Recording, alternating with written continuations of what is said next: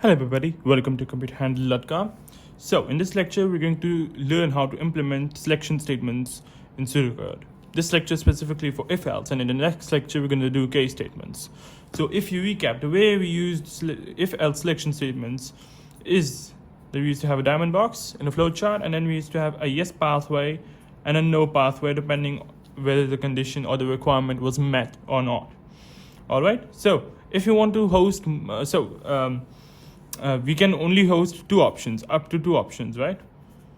And the way we do it in pseudocode is simply we use the same keywords we do here, right? We use if, then comes the condition, which is inside the diamond. In case of flowchart, the condition may or may not be in a bracket. It's not necessary for me, but it may be necessary for you depending on the use you're going to do it.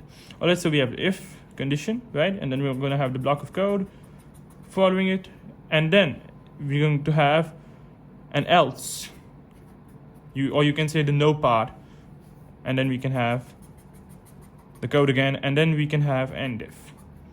All right, so first things first, we do not need a condition after the else, because of course if the condition is met, do this. If not met, then do this. So we don't need another condition right here, right? And second, we need to declare in pseudocode, we have to manually tell that, oh yeah, the selection statement, or you can say the if-else statement is ending. And the way we tell that is end if.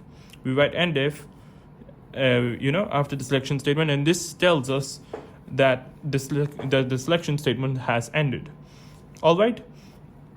Now, of course, it's not necessary to have the else part. You can always have only the if part, if condition.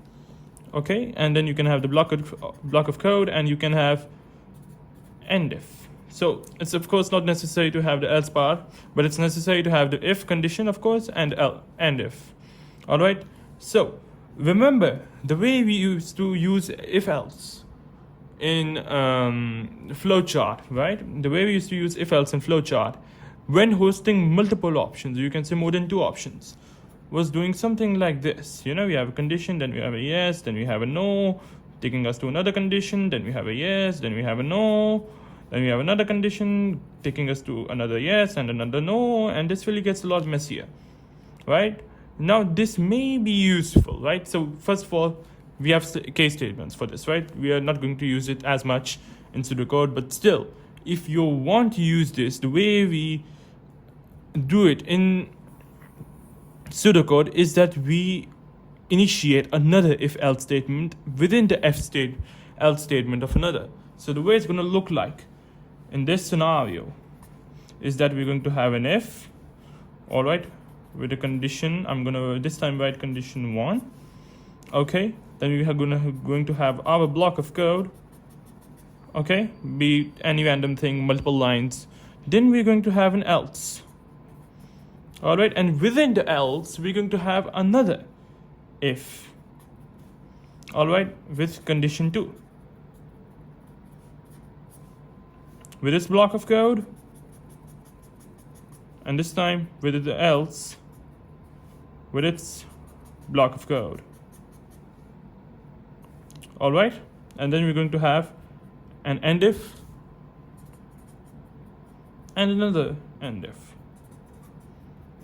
All right, so what this is that we've nested. The word we use in computer science is nested. We've nested an if statement in another if statement.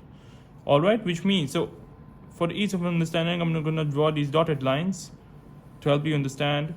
And of course, to ease us understanding, we also intend the second if statement, the whole part of it, a little bit towards the right.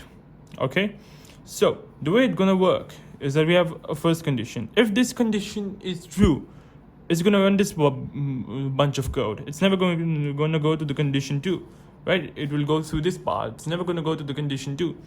So if this condition is true, it's gonna run this, and it's gonna jump directly to end if and will proceed onwards, right?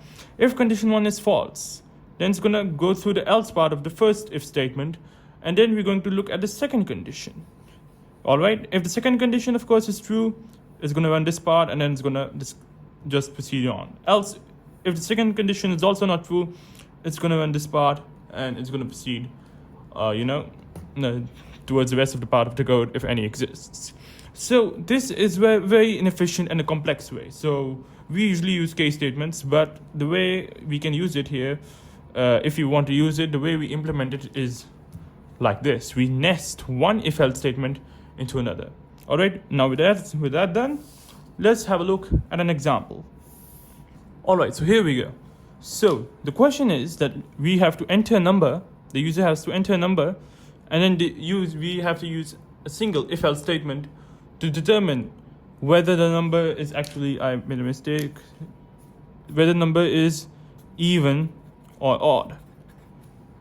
All right, so we need to enter a number and then we need to decide whether it's even or odd. So the function we use, of course, the arithmetic operator we use to decide that is the modulus sign. So the way we do that is we get any number, let's suppose x, and we divide it by 2 and get the remainder, right? If the remainder is 1, it's obvious that the number is odd. Else, if the remainder is 0, it tells us that the number is even, right? So we're gonna number down our lines. All right, actually there was no need to draw a circle around them, but I did. All right, so first of all, we need to declare a variable.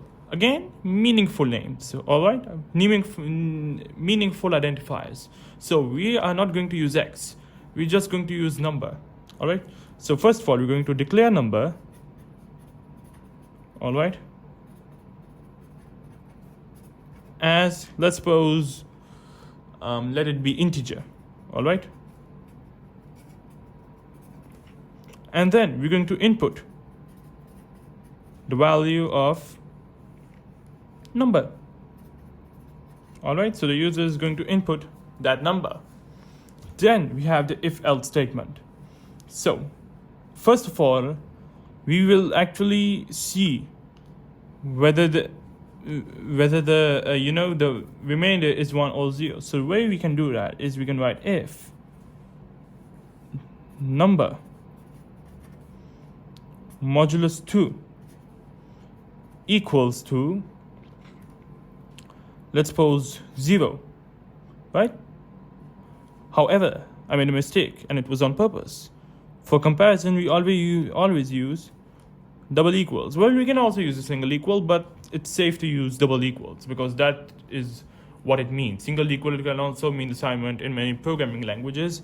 But in pseudocode, single equal is also okay, but I prefer to use double equals, all right? So if number modulus 2, if the remainder is equal to 0, then here will be our block of code. We're going to print the string telling us that it is even, all right? And of course, if this condition is not true, then it's going to be odd because there are no other possibilities, even or odd. So if it's not even, it's going to be odd. So we're going to write else print it is odd. Okay, and then we're going to write end if, and then we're going to write, that's it. That's program complete. So let's actually see what we've done here.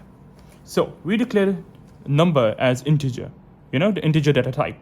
Then we input the number. Okay, so if, let's suppose the number I input for the first time is, be it any random number, let's say 7. Okay, so it's going to check that the remainder of 7 when divided by 2 gives us 1. All right, does it gives us 0? No, it gives 1. So this condition is not true, which means that it's going to run the else part instead of the if part. All right, and then it's going to print it is odd, and it's going to output end if. However, let's suppose if I enter the number 12. So 12 divided by 2, the remainder is equal to 0, which means that if the number I enter is 12, its remainder will be 0. Therefore, the condition here is true, and we can say the program will print is even. So this is the way we use selection statements in pseudocode, and we can use nested. You can say one selection statement in another in some scenarios, but for that we use case statements, which is coming in the next lecture. All right, everybody, take care. Thank you.